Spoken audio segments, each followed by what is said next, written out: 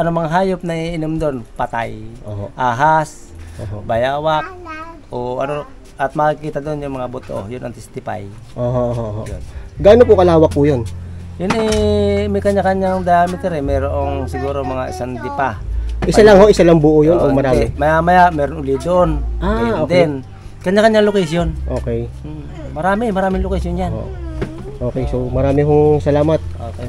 Sa video na to, magbabase tayo dito sa nabanggit sa pag-aaral na ito na kung saan ay may sinasabi dito na CO2 bubbling pool dito sa upper stretch of Solo River. So ito yung ating hahanapin, ang CO2 bubbling pool on the upper stretch of Solo River. At dito sa mapa na to, nandito siya sa bahagi na ito mga buddy. Itong square na ito na napapagitnaan ng dalawang fault line. Yan ang ating pupuntahan ngayon sa Sitio Hulo ng Sulo, Mabini, Batangas. Nandini ulit tayo sa Sulo mga buddy. Ngayon ang pupuntahan natin ay yung bubbling pool. So ari mga kababayan natin na tatrabaho din sa araw dito tayo nagpalipad. Ating tinanong. So malapit lang pala yon sa kalsada. Kaliwa yun doon sa may tulay. Dire-diretso laas, bye-bye ilog. On the way na tayo doon sa sinasabing bubbling pool, sa CO2 bubbling pool mga buddy. Ano kaya ang ating madadatnan doon? Makakapasok kaya tayo? So isa-set muna natin yung ating mapa din sa unahan para alam natin kung saan banda tayo pupunta. So ito ay mismong barangay Solo ng Mabini. Kung yung natatandaan, yung unang mga fault line na dinaanan natin ay dito. So babaybayin natin ngayon yung mga fault line na yon. At yung CO2 bubbling pool ayon dun sa mapa ay nasa gitna ng dalawang fault line mga buddy. So yan yung bubbling pool mga buddy oh. Nasa gitna siya. So tayo ay nandito na sa tabi. Papunta tayo doon, papaganon tayo. So, kailangan na nating puntahan yan. So kakaliwa tayo dito sa kanto.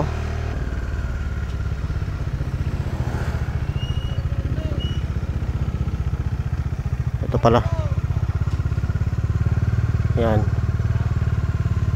Sementado naman mga buddy, no? Ito yung ilog. Yan. Nandito yung nakamarka na fault line. So 'di ba may sinabi tayo na na Hulo Caldera. So meron ditong lugar na Sitio Hulo. Doon sa kanto 1 kilometer mahigit 'yon. Ito, yun oh. Tinawid natin yung fault line mga buddy. So looban. So ibig sabihin ito, looban fault to. Nandito rin, no? Kasi may looban fault eh. So looban, ito ay Sitio Biga, yung paakyat. Naku, umaambon mga buddy. So bye-bye fault pala talaga tayo. May mga bahayan pa rin dito. Ayan oh, basketball court. Paakyat, umaambon na. Magtanong tayo dito mga buddy. Magandang umaga po. Saan ho dito yung sinasabi na parang nabukal? Pagdating ng shed, left side. Bababa. Pataas. Yun lang ho talaga ang pinakadaan. Pero ito ganito pong kalsada lang. Saan po banda yung nabulak? Pataas na po yun. Kumusta naman po ang kalsada? Hindi naman po delikado. Medyo kinakabahan na hindi natin malaman kung anong ating mararamdaman dahil sa mga paalala sa atin. Pero nandito na rin lang tayo mga buddy. Gawin na natin. So ito yung shed. Ito, kaliwa tayo. Oh my God.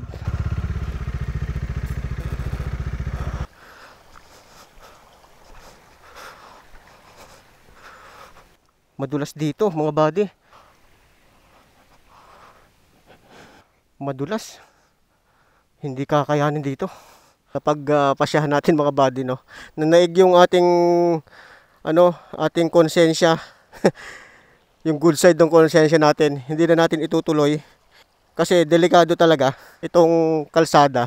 Walang problema mga buddy kung hindi ganito kataas. Ito lang yung dadaanan mo. Paakyat. Walang problema yung paakyat eh. Kaso yung dulas kahit nasa may daan na to, may dulas to eh. Nung ako ay sa edad kong ito na ako ay mag-64 na, ay grade 1 pa ako, yun ay naandyan na, kinagising ng aming mga ninuno. Anumang hayop na iinom doon, patay. Ahas, bayawak, o At makikita doon yung mga buto, yun ang testify. Yun. Gaano po kalawak po yun? Yun may kanya-kanyang diameter Merong siguro mga 1 dipa. Isa lang buo yun o marami? Maya-maya meron uli doon. Okay. Din, kanya-kanyang location. Okay. Maraming location yan. Okay, so marami hong salamat. Okay. So ayun, abort mission tayo, pero yung mission na kasama natin yung ating motor. Pero hindi ako papayag na hindi ko talaga mapupuntahan tong lugar na to mga buddy. Talagang desidido ako na makita. So kung napakinig ninyo yung kwento ng ating mga kababayan doon, na kahit sinong mga hayop ang uminom doon, patay dahil sa CO2 ba yun mga buddy. So yun, iniwanan natin yung motor natin doon sa baba at maglalakad na lang tayo paakyat para sigurado, para safe tayo. Hindi natin kasi pwedeng pagsapalaran yung pag-akyat doon mga buddy. Minsan na tayo na disgrasya at kagaya ng ginawa natin doon sa Alitagtag sa may Santa Teresita pala, hindi tayo tumuloy, nagalangan tayo. Kaya ito, naglalakad na lang tayo ngayon. Tingnan nyo naman yung daan, malumot siya. So ito yung dinadaanan natin mga buddy, isang ilog yan na buhay. So dito lang naman sa unahan yung pupuntahan natin Kung may bahay sana dito na mas malapit, dito na tayo pumarada kanina Lakad tayo, hiking / motovlogging. Tingnan nyo, ayan nandito na tayo. Para sa akin naman mga buddy, walang problema kung hindi ganito katarik Yung baba ang problema sa atin Daan ng motor, tapos madulas pa. So medyo alanganin tayo dito para matuloy. Ito tayo, lalakadin na lang natin. Dito pa lang hindi pwede talaga. Yung sanay na pwede. Ganda umaga Malapit na dito yung Nabulak. Malayo pa mga ilang kilometro pa sige po, salamat po. Yan na yung Gulugod Baboy. Nandito na tayo mismo sa Guang. Ewan ko kung ito yung Hulo Caldera.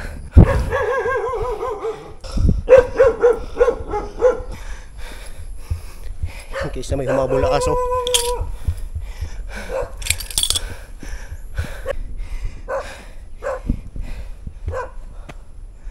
Tarik na natin.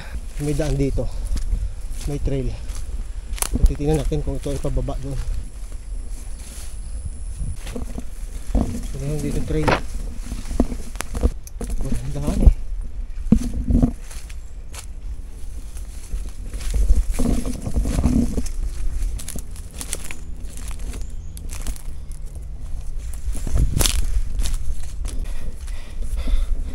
putik ano itong pinasok ko. Ayan kapagtarong tayo dito. Ayun. Ayan, trail siya. Tingnan nyo to. So may bahay dito mga buddy. Ayan. Doon tayo galing sa kabila. Ito talaga ang real adventure. Bumasi lang tayo dito sa mapa, pero halos kadikit na siya. Malapit na ito mga buddy. Mukhang doon pa sa kabila yung bahay. Nasa gitna na tayo ng kagubatan. Nasa gitna tayo ng kagubatan. Konti na lang mga buddy. Doon tayo galing Tangina. Mukhang dito na sa pinakababa mga buddy.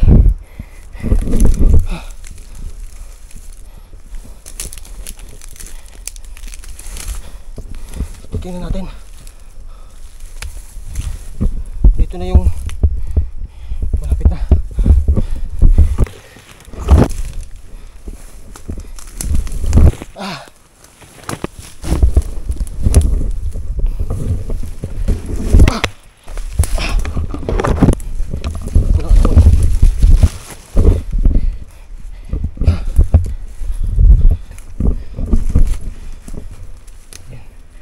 Grabe.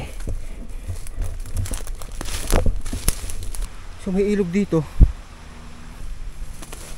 Ilog to Pero nasa yung bubbling pool na yun.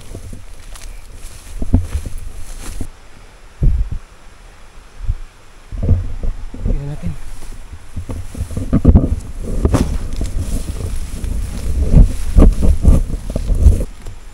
Grabe. Napasubo tayo. Ah!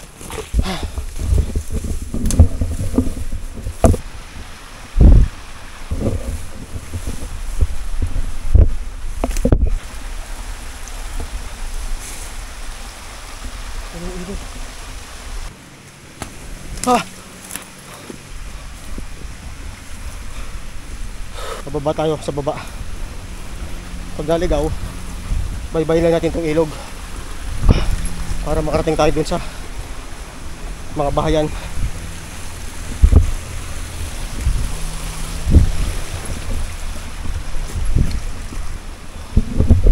Ito.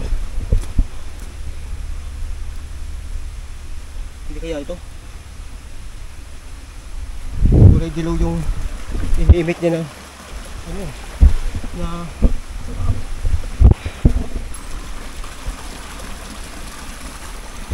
ito, may dumadaan dito ng tao. Ayan. Hindi pa rin natin makakita yung sinasabi na hot spring dito ah. Nasa gitna tayo ng bundukan mga bati.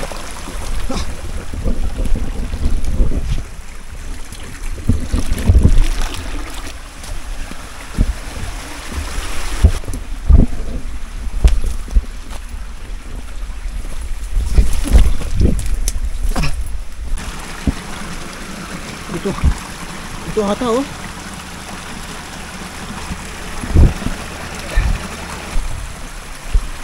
Kaya ano sa amoy.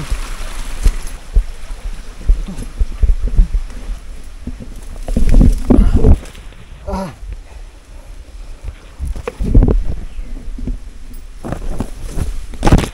Hindi pa rin natin makakita mga buddy.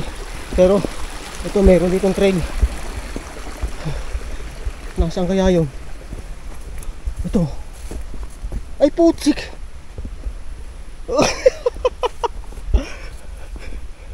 Dito ako naman. Umikot tayo. Mukhang iniligaw tayo ah. Dito tayo dumaan kanina. Kita ko naman doon sa mapa na malapit na tayo eh. Putik.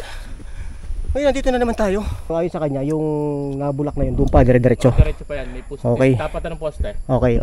Ikaw pababa na dyan. Oh, pabawan na ako. Yung itsura ko. Ay. Grabe.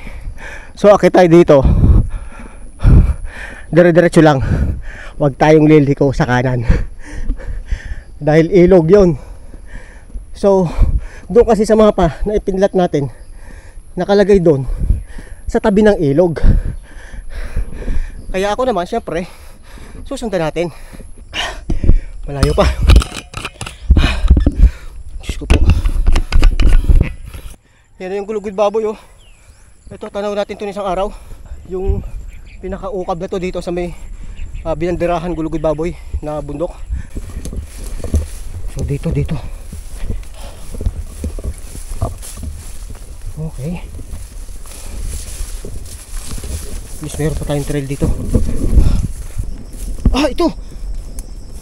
Ito siya. Ito mga buddy. Gandang umaga ho. Parang yung nabulak. Dine? Tatay? Dine ho yung nabulak. Yan may, tingnan mo yan may patay ng ibon. Saan dito? Okay. Pero walang tubig. Mga buddy, wala tayong makita na tubig. Pero sa ilalim maririnig ninyo. Ayan. Tapos mainit siya. Ayan o. So tama yung sinabi ni kabayan doon na kung ano man yung uminom dito na hayop ay namamatay. So ito yung patunay mga buddy. Pakinggan nyo mabuti. Kumukulo sa ilalim. Wala siyang usok. Ito lang po yung pwesto na to. Wala pong iba dito na kulo. Ibig sabihin CO2 nga. Kasi Uminom yung mga ibon dito. Patay. Ayun, yun. Ayan. Diba?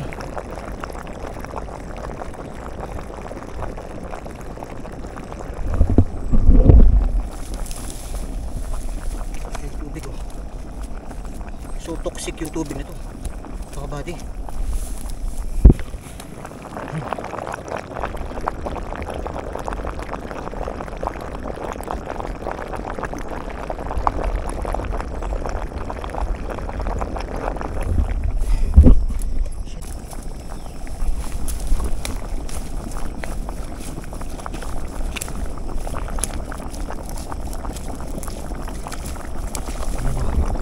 Ayan o.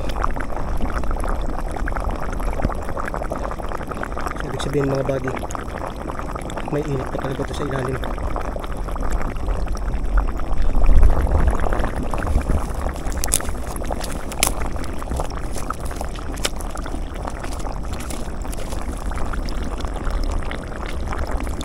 Cricket uminom dito, patay. Ibon, patay. Yung alupihan, oh, centipede, patay. May ahas din, oh. Ayun, oh, ahas to. Ahas to, oh. Ahas yun, oh. Patay din siya. Grabe.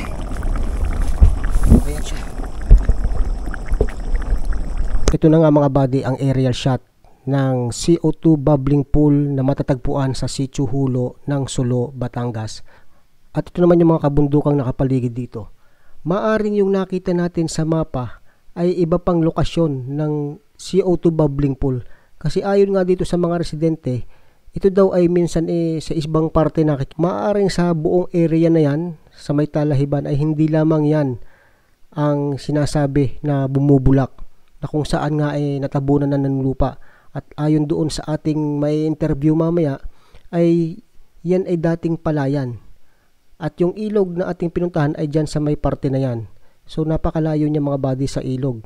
Hindi kagaya ng ating ini-expect na yung mga hot spring ay nasa ilog. Ito, nandito ito, malapit lang sa mga bahayan. Nandito mismo sa mga Talahiban na ito mga buddy. So mga buddy, nandito po si Nanay Ignacia Valenton. Dito sa Sitio Hulo. Ayan. Sila po yung may bahay dito na may pinakamalapit doon sa bubbling pool. Ano po yung itsura po noon? Ay nabulbok talaga. Gaano po kalawak po yun? Makuhan din naman. Ay ngayon, Wala po, taklob na po ng lupa. Ayaw. Oho. Ay noon inagaya. Oo. Tapos yung mga hayop nga po ay namamatay. Oho. Kaya may patunay ho kanina, tinuro sa akin ni tatay, doon nga yung dalawang ibon, may ahas, may aluhipan. Oo. Matagal na hong ganyan na ano, wala siyang tigil. Malayo pala yung pakinig na ano. Ay ano hong ginagawa niyo diyan pag naglalaro ho kayo ng kabataan niyo diyan sa gilid? May palayan. Palayan ho yan. Oho. May tanim-tanim gayon. Oho. Nakaranas ho kayong lumindol dito? Kakailan? Kailan lang ho? Yung mga intensity 5. Yung nung 13 ano? Yun. Malakas. Malakas ho yun. Malakas. Pero nakaramdam pa po kayo bukod doon? Wala na po dito. Wala. Akala ko hindi na natin makikita. Nagkandaligaw pa tayo. Mali kasi yung plot doon sa mapa mga buddy.